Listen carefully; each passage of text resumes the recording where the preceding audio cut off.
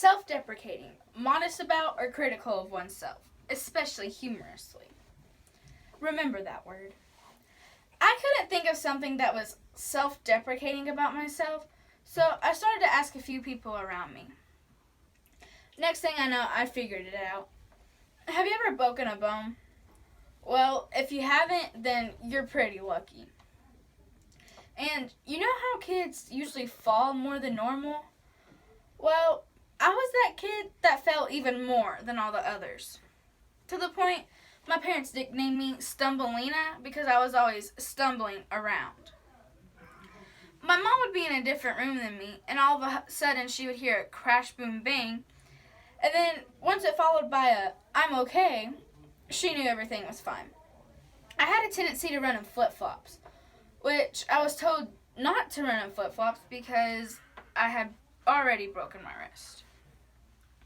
One day in the 4th grade, the day before my birthday, we had an extra recess because we had been cooped up all day for the STAR test. We were playing tag like we did every other day, and in between the playground and the field, there was about a 6-inch edging. Well, as I was running for my life so I wouldn't be it for tag, I go to jump over the edging. Everybody had done it. I had done it. We all had it down to a skill. Next thing I know, I'm landing on my shoulder and I'm in an awful amount of pain. My teacher let me calm down and then she takes me to the nurse's office. I get an ice pack and my mom comes and picks me up. Once my mom picks me up, we go to the store and then we go to church. And once we got home from the store, I tried my best to help my mom put the groceries up. After church, I get ready to go to bed, but I keep complaining about my arm. So my mom thinks, all right, we'll go get an x-ray. So we get to the hospital to get an x-ray, and the doctor says, I really don't think that it's broken, but there's a little knot, so we can go ahead and take an x-ray.